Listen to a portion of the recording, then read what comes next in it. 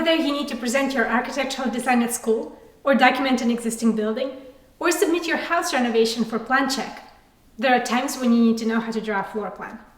I'm a licensed architect with a master's degree from Yale School of Architecture and 10 years of professional experience. And in this video, I'm going to show you how I would approach drawing a floor plan. This video isn't going to be about designing a building. Architectural design is a separate skill that develops through training and experience. Here we're going to assume that you already have a building in mind, and your task is to draw a floor plan that's informative, legible, and visually clear. I'll be demonstrating my process using an example of an existing building, a community center in my neighborhood. It's a relatively simple building with a handful of community spaces and nice indoor-outdoor connections. I've spent some time walking around it to understand how the spaces are organized. I also made a rough sketch in my sketchbook, jotted down some dimensions, and took a few reference photos, all of which I'll use to create the floor plan. I'll be drawing this plan by hand, which I almost never do in my professional work. Computers make the process much faster and allow for easy revisions. But I find it much easier to explain or understand basic principles of architectural drawing when drawing by hand. The first thing we need to decide is how to orient the building on the page. Here I've sketched a rough key plan. You can see that the design actually consists of two structures connected by a covered walkway. There's also a third structure on the site, but it's an office building, and I've decided to ignore it. From this Google Maps view, you can see that the building sits diagonally relative to the cardinal directions, with true north pointing up. Ideally, you want to keep north at the top of your drawing.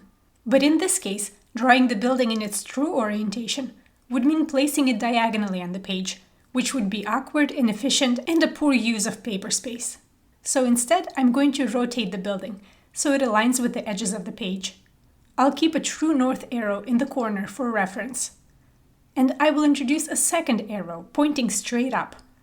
I'll call this arrow Plan North as opposed to True North. This arrow creates a consistent convention for all drawings related to this plan. For example, by setting this Plan North direction, I can now refer to this wall as North Wall. The elevation of this wall can be called South Elevation. And I can even describe the two structures as the East and West if I want to. The next step is choosing the scale. To do that, we need to know the overall dimensions of the building and see at which scale it will fit on the page. In my case, the two structures together measure 104 by 128 feet. The most common imperial scales for overall floor plans are 1/8 of an inch equals to 1 foot and 1/4 of an inch equals to 1 foot. At an 1/8 inch scale, the drawing will be 104/8 of an inch by 128/8 of an inch, or 13 by 16 inches. At a 1/4 inch scale, it would be twice that size. Typically, a 1/4 inch scale is better for smaller buildings with lots of detail. But for this plan, an 1/8 inch scale would work perfectly. I'm using a standard Arch C sheet, also known as half size, which is 18 by 24 inches. A 13 by 16 inch plan will fit on this sheet comfortably. If you need a refresher on architectural scales, you should check out this video. It gives an overview of the most common imperial and metric scales and explains how to use them.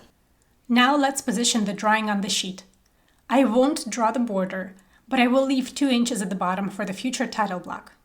I want my drawing to be smack in the middle of the remaining drawing area. To position my drawing in the middle, I usually draw 2 center lines, one vertical and one horizontal, and offset my building dimensions from them. The overall length is 16 inches, so I will go 8 inches in each direction from the vertical center line. The width is 13 inches, so I'll go 6.5 inches up and down from the horizontal center line. I'm first going to draw everything in pencil, and later I will trace all the final lines in black ink. I personally like seeing pencil construction lines in my finished drawings. I won't be erasing them, so I'll put some effort into keeping them clean and straight. But you can always erase yours in the end, it's a matter of personal preference. Now that the outline is set, the next step would normally be structural grid lines. Grid lines are labeled reference lines that help organize the drawing and locate elements like columns, foundations, and load-bearing walls. In this case, since I'm working with the existing building and the structure isn't clearly expressed, I'll place grid lines based on the most prominent visual alignments instead. I'm essentially looking for key reference lines that I can use to dimension everything else. From my sketch, I've selected 5 main lines in one direction and 6 in the other. I'll place them within the outline. I will label the vertical lines 1 through 5 and the horizontal lines A through F. The grid lines that I've established will now help me draw walls. Now, how thick should the walls be? I'm not really sure how thick they are in this building, but I can make a reasonable assumption. Interior walls typically have studs and drywall on both sides. So the typical thickness of a wall with 4-inch studs would be 4 3/4 of an inch, which can be rounded to 5 or even 6 inches. Exterior walls will be thicker because most exterior walls will have exterior sheathing, insulation, and some kind of siding or exterior finish. But since this is a diagrammatic plan, I'll keep things simple for myself and draw most walls as 6 inches thick, except for a couple that I know are 2 feet thick for design reasons. Once the walls are in, I'll add doors and other openings. How wide is a typical door? International Building Code dictates that a clear opening width shall be no less than 32 inches. A standard 3-foot door in an open position usually meets that requirement. So I'll use 3 feet as my default door width. The building code also dictates specific clearances on each side of the door, depending on the approach and direction of the door swing. As I place the doors, I can check that they meet clearance requirements. And in this case, they do, which makes sense for a newer building.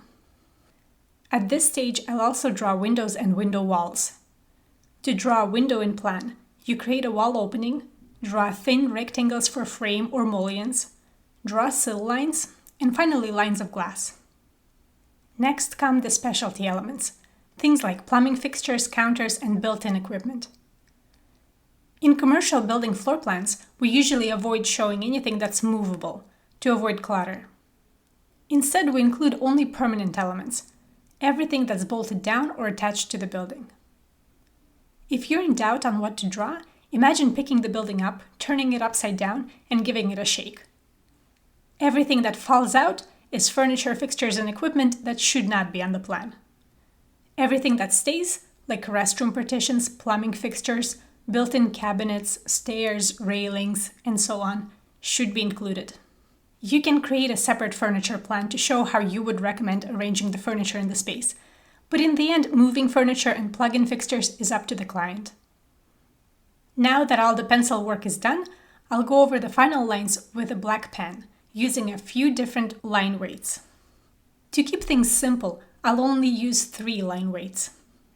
The thickest lines, created by tracing the same line with my pen twice, will represent wall cut lines. Remember that a plan is a horizontal section of the building, where the building is sliced at about 4 feet above floor. Everywhere where my horizontal section plane cuts a wall, I'm going to use this thick line.